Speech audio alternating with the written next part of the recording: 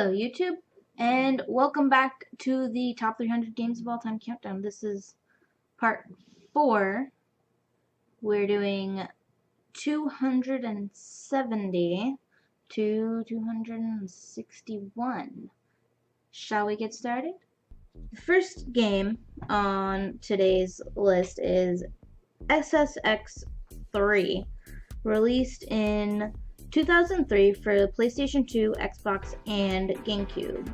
It is the third entry into EA's Snowboard Stunt Racer, and it's a brilliant blend of gravity-defying tricks and high-stakes racing, which continues to be fun. Just the other day, I was actually playing the first SSX game, and my first ever experience with an SSX game was a really long time ago. I don't remember how old I was. And I had rented it from Blockbuster because I thought it looked cool, and I didn't know it was going to be a snowboarding game. I thought it was going to be some sort of first-person game, maybe along the lines of, or maybe a third-person game along the lines of GTA, but not necessarily, with GTA themes. Number 269, Castle Crashers. It is an action game with goofy humor and chaotic co-op mode. Castle Crashers, it was by Behemoth. It was released in 2008 on the Xbox 360.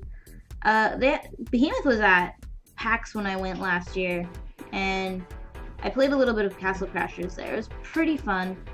The only other Behemoth game I've really played was Pit People, which was also really fun.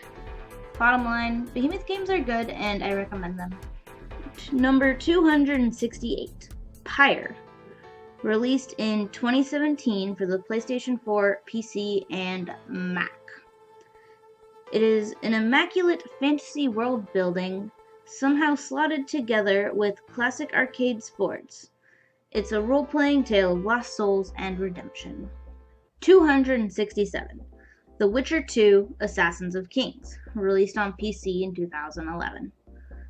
Few games featured as far-reaching consequences for a single decision as The Witcher 2's choice between Roche and Lorvith. Eorvith? I'm probably saying that wrong. I've never played a Witcher game. I do have a friend that was super into Witcher, and I heard they might be making Witcher into a TV show, and Mark Hamill was considered to play The Witcher. Number 266. LittleBigPlanet, released in 2008 on PS3 by Media Molecule. It's about this little thing called Sackboy, and it's got fantastic art and fun little puzzles. I actually played a little bit of LittleBigPlanet 3 that my husband bought for me on PS4.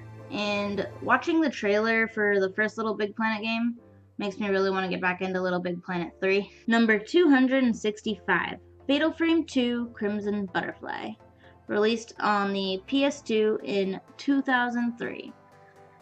Fatal Frame is known for its creepiness, and the second game earned the crown as the most memorable. You play as twins, and you use a camera to injure ghosts. You go into this town that got destroyed after the Crimson Ritual, where they sacrificed twins, and you have to confront apparitions as you're exploring this town and figuring out the mystery of just what happened.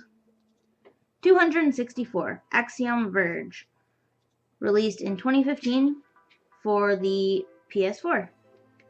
It was inspired by Metroid by Thomas Happ, and it is one of the most beautiful tributes to Nintendo's sci-fi classic.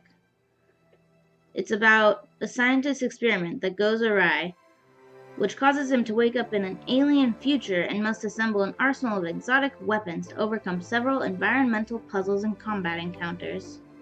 Number 263, Harvest Moon, released on the Super Nintendo in 1996. It's a farm simulator, much like today's Stardew Valley. Stardew Valley actually got its inspiration from Harvest Moon, and both of them are on this list. Harvest Moon at the 263 spot, Stardew Valley farther along the line. Harvest Moon is a relaxing simulation game, and it was the first of its kind. There's an engaging and comfortable loop of managing your day-to-day life of farming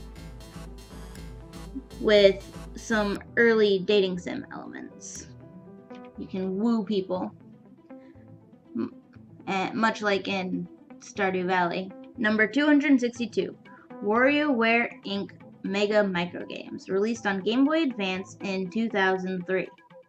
WarioWare is an eclectic mix of dozens of microgames played at breakneck speed, and they all manage to be engaging and fun. And the last for today is number 261, Shovel Knight, released in 2014 for the Wii U, the 3DS, and PC. It pays homage to the NES era, which is pretty common with indie games these days. Shovel Knight stands out with its brilliant platforming and clever risk-reward system. Thank you for watching. That's it for today. Come back next Sunday for 260 to 251. I will provide links to these games if you would like to check them out for yourself. And I will see you next time. Bye!